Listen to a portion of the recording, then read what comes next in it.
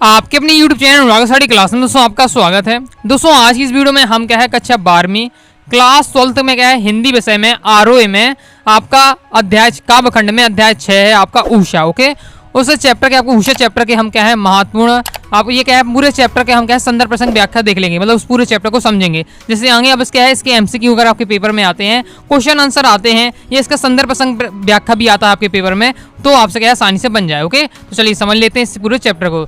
पहले हम देख लेते हैं इस परिचय चैप्टर में, मतलब परिचय क्या है कि इस चैप्टर में हम किस टॉपिक पर पढ़ने वाले। ओके, तो उषा कविता में प्रातःकालीन सौंदर्य के रंग रूप और क्या है वातावरण का चित्रण किया गया है। मतलब क्या है जो सुबह की जो भोर होती है, ओके, तो उसमें क्या है जो प्रकृति का सुंदर चित्रण है वो बताया गया है इस आपकी कविता में। ओके, उषा कविता में इस कविता में भोर के बाद उषा काल के दौरान होने वाले सूर्योदय का सुंदर चित्रण किया गया है। ओके, अब देख लेते हैं हम संदर्भ देख लेते हैं। ओके, तो ये आपके कोई भी अगर इससे पैसेज आता है तो संदर्भ आपको यही लिखना है। तो संदर्भ हो जाएगा आपका प्रस्तुत काव्यांश हमारी पाठ्य पुस्तक आरोह भाग 2 में संकलित कवियों के कवि शमशेर बहादुर सिंह। ओके, जिनके लेखक है उषा, जो आपके जो कविता है इसके लेखक कौन है, शमशेर बहादुर सिंह। इन्हें क्या कहा जाता है, कवियों के कवि कहा जाता है। ओके, द्वारा रचित प्रसिद्ध कविता उषा से लिया गया है, ये आपको संदर्भ में लिखना है। ओके, चलिए अब आगे नेक्स्ट देख लेते हैं।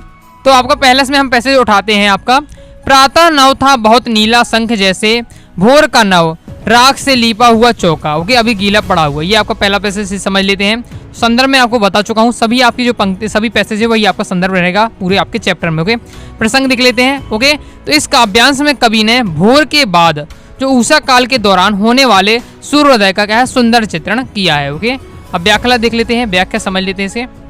तो व्याख्या हो जाएगा प्रातःकालीन आकाश का चित्रण करते हुए कवि कहता है कि सूर्योदय से पहले भोर के समय आसमान क्या है नीले शंख जैसा लग रहा है। आकाश का रंग रात की नमी के कारण ऐसा लग रहा है जैसे क्या है राख, यहाँ से हो जाएगा राख। ओके, राख से लीपा हुआ गीला चौका। ओके, प्रातःकालीन वातावरण में ओस और नमी है, गीले चौके की भी यही है नमी है। ओके, इसलिए दोनों की समानता के कारण चौके को क्या है गीला बताया गया। ओके, हम नोट मतलब चौके मतलब क्या होता है, चौके मतलब होता है रसोई में बनाने का स्थान। ओके, चौका मतलब होता है रसोई बनाने का स्थान, ये आपका हो जाता है। ओके, चलिए आगे देख लेते हैं। देखिए आपको जब भी आपके अगर पेपर में संदर्भ प्रसंग व्याख्या के लिए आता है तो एक पैसेज दिया जाएगा, संदर्भ प्रसंग व्याख्या लिखना पड़ता है, उसके साथ आपको विशेष लिखना पड़ता है। ओके, तो विशेष में आपको क्या है कंप्लीट फाइनल में आपको वीडियो में बता दूंगा लास्ट में। ओके, जब देख लेते हैं नेक्स्ट पैसेज है बहुत काली सिल जरा सा लाल केसर से कि जैसे धुल गई हो। ओके, स्लेट पर या लाल खड़िया चाक मल दी हो किसी ने। ओके, तो प्रसंग आपको लिखना है इस काव्यांश में कवि ने भोर के बाद उषा काल के दौरान होने वाले सूर्योदय का सुंदर चित्रण किया है। ओके, मतलब क्या है आपको कोई भी इसमें आपको इस पूरे आपके पैसेज में क्या है सूर्योदय के बाद जो क्या है भोर उषा काल होता है उसका जो सुंदर चित्रण है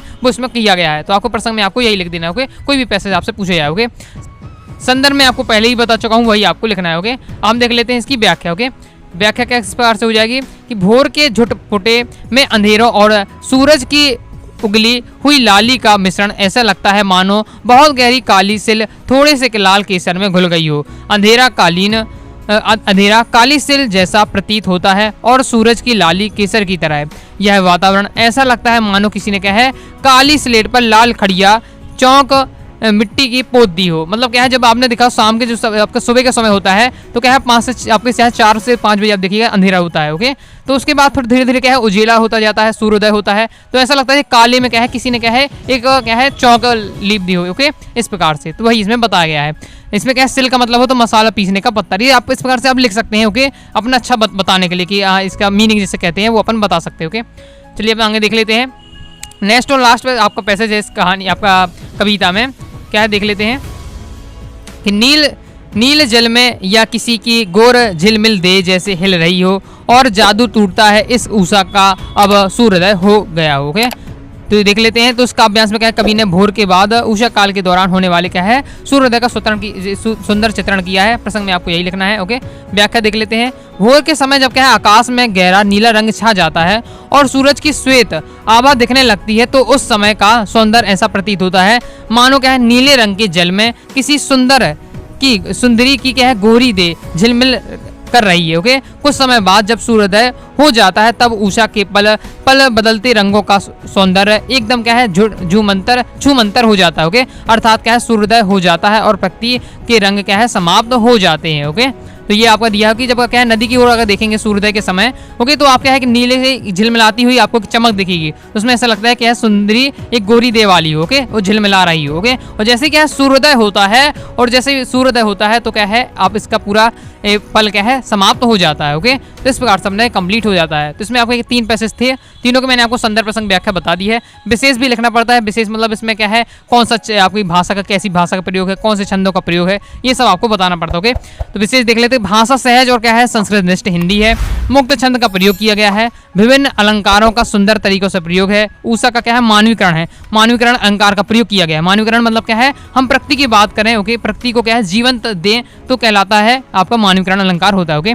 और प्रतीकों का सुंदर प्रयोग किया गया, जैसे नीला रंग, गोरे झिलमिलाई दे, स्लेट, ओके। संख जैसे मतलब क्या है संख जैसे शब्दों का यूज हुआ है, मतलब क्या है इसमें उपमा अलंकार का प्रयोग हुआ है। कविता के वर्णन में क्या है चित्रात्मक है, ओके। तो ये आपका कंप्लीट हो जाता है। तो इस प्रकार से मैंने दोस्तों आपको क्या है आपका अध्याय 6 ऊषा के क्या है संदर्भ प्रसंग व्याख्या विशेष बता दिया। आई होप आपको वीडियो पसंद होगी। वीडियो पसंद आए वीडियो को लाइक करें, चैनल सब्सक्राइब जरूर करिएगा। कोई भी दोस्तों आपको डाउट हो कमेंट बॉक्स में आप जरूर पूछ लीजिएगा, ओके। साथ ही दोस्तों क्या है आप इससे पहले जो मैंने आपको चैप्टर पढ़ाए उन्हें पढ़ना चाहते हैं तो प्लेलिस्ट में जाकर आप क्या है क्लास 12 हिंदी की प्लेलिस्ट को आप चेक कर सकते हैं, ओके। सब्सक्राइब नहीं है सब्सक्राइब करके बेल आइकन जरूर प्रेस कर लीजिएगा। कोई भी डाउट हो कमेंट बॉक्स में जरूर पूछ लीजिएगा। साथ ही टेलीग्राम चैनल को ज्वाइन कर लीजिएगा। मिलते हैं नेक्स्ट वीडियो में, तब तक के लिए बाय बाय।